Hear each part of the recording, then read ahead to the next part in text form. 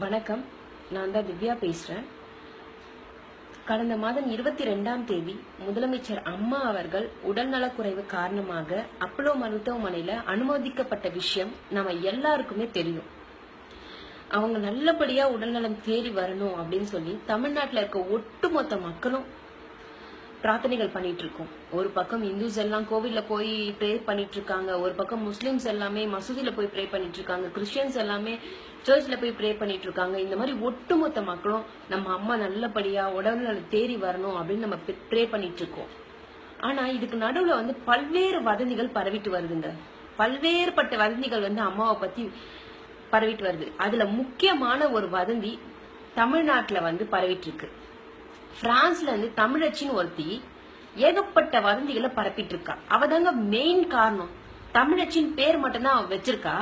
ஆனா தமிழச்சின் பேரை வச்சுக்கிட்டு தமிழ்நாட்டுல அமைதி சீர்குலையணும் அப்படின்றதுல ஒரு குறிக்கோளாவே இருந்துட்டு இருக்காங்க. தமிழ்நாட்டுக்கு துரோகம் பண்றதுல அவதாங்க நம்பர் 1. அந்த மாதிரி பண்ணிட்டு இருக்கா. அவ்வளவு வெறி வருதுங்க எனக்கு.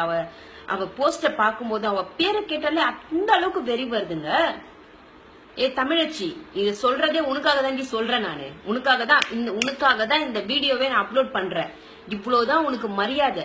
அறிவு கட்ட நாயே, உனக்கு அறிவு இல்ல. நீ ஒரு அம்மா வயித்துல தாண்டி பொருந்த. உங்க அம்மாக்கு இந்த மாதிரி நடந்தா இப்படிதான் பண்ணிட்டு இருப்பியா நீ போஸ்ட் போட்டு? அறிவில உனக்கு மானங்கெட்ட நாயே.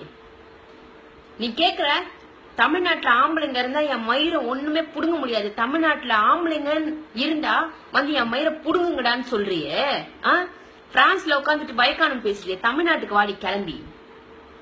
தேமு பொறுக்கி நாயே.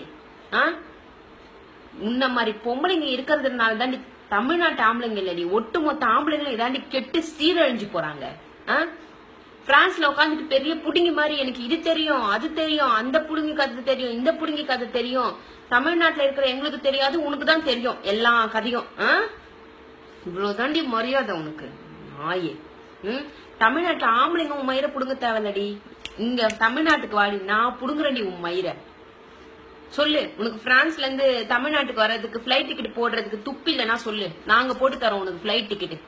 இங்க உன் வைக்கானத்தை காட்டு, ஆம்பளையா இல்லையான்றது அப்புறமா நீ பாரு. அங்க உட்காந்து என் மயிரை புடுங்குவீங்களா வைப்பீங்களான்னு கேக்குறல, இங்க வா, உன் கதையை நாங்க பாக்குறோம்.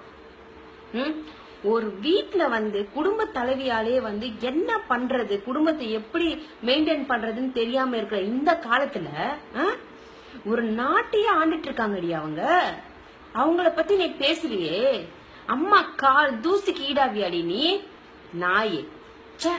அம்மா கால் தூசிக்குன்னு சொல்லி அம்மாவை அசிங்கப்படுத்த நான் விரும்பலட. என் கால் தூசிக்கு ஈடாவியாடி நாயே. நீ மட்டும் என் கையில கிடைச்சேன்னு வச்சுக்கோ, அவ்வளவுதான். உன்னை அடிச்சு என்ன பண்ணுவேன்னு தெரியாது. போஸ்ட் போடுறான் போஸ்ட், ஆனா உன்னா போஸ்ட் போட்டு புடிங்கி எடுத்துருவா. நீ மட்டும் என் கையில கிடைச்சேன்னு வச்சுக்கோ, கிழின்னு கிழிச்சிருவான். அந்த அளவுக்கு வெறி வருது எனக்கு உன் மேல. தமிழ்நாட்டுல என்னடி, தமிழ்நாட்டுல எது நடந்தாலும் இதுக்குதான் தெரியுமா எல்லா கதையும்? எங்களுக்கு எல்லாம் ஒண்ணும் தெரியாதா? அந்த அளவுக்கு நீ புடிங்கியா நீங்க? இது பாரு, இதோட உன் பேரை மாத்திக்கோ. தமிழச்சின் பேரை வச்சுக்கிட்டு தமிழ்நாட்டுல பயங்கர அமைதியை சீர்குலைக்கிற நீங்க. காலையில இது ஆயிடுச்சு அது ஆயிடுச்சு, இது அது இதுன்னு எல்லாம் மீடியால. எங்க மீடியாக்காரங்களுக்கு எல்லாம் நான் ஒரு விஷயம் சொல்ல ட்ரை பண்றேங்க. என்ன ஒரு விஷயம்னா, தயவு செஞ்சு இந்த தமிழச்சி போஸ்ட் போட்டானா நீங்க பப்ளிஷ் பண்ணாதீங்க. தமிழச்சி இன்னைக்கு இந்த போஸ்ட் போட்டிருக்கா, தமிழச்சி காலையில இந்த போஸ்ட் போடுறா அப்படின்னு நீங்க தயவு செஞ்சு பப்ளிஷ் பண்ணி ஸ்ப்ரெட் பண்ணாதீங்க. நீங்க ஸ்ப்ரெட் பண்றதுனாலதாங்க அவ போஸ்டே போடுறா. தயவு செஞ்சு அப்போலோ ஹாஸ்பிட்டல்ல இருந்து அமைச்சர்கள் வராங்க பாத்தீங்களா, அவங்க கிட்ட கேட்டு அவங்க என்ன சொல்றாங்களோ அதை நீங்க பப்ளிஷ் பண்ணுங்க. தமிழ்நாட்டு மக்களுக்கு ரொம்பவே யூஸ்ஃபுல்லா இருக்கும். இல்லாத பீதியா அவ கலப்பி விடுறா. அதுல நீங்க என்னங்க, நீங்க அவ தீய மூற்றா, அதுல நீங்க எண்ணெய் ஊத்துற மாதிரி இருக்குங்க அவ போஸ்ட நீங்க போடுறது. தயவு செஞ்சு வேணாங்க பிளீஸ். நான் என்ன சொல்ல வரேன்னு புரியும். மீடியாக்காரங்க நானும் ஒரு மீடியா பர்சன் தான். நான் தப்பா சொல்ல விரும்பல உங்களை. தயவு செஞ்சு அவ போஸ்ட் எல்லாம் நீங்க தமிழ்நாட்டு மக்கள் ரொம்ப பீதி அடையுதுங்க. கேட்க ஆள் இல்ல நினைச்சுக்கிட்டியா தமிழச்சி நீங்க? நிறைய மகள்கள் அம்மாக்கு இருக்காங்க, அதுல ஒரு மகள் நான் கேக்குறேன்.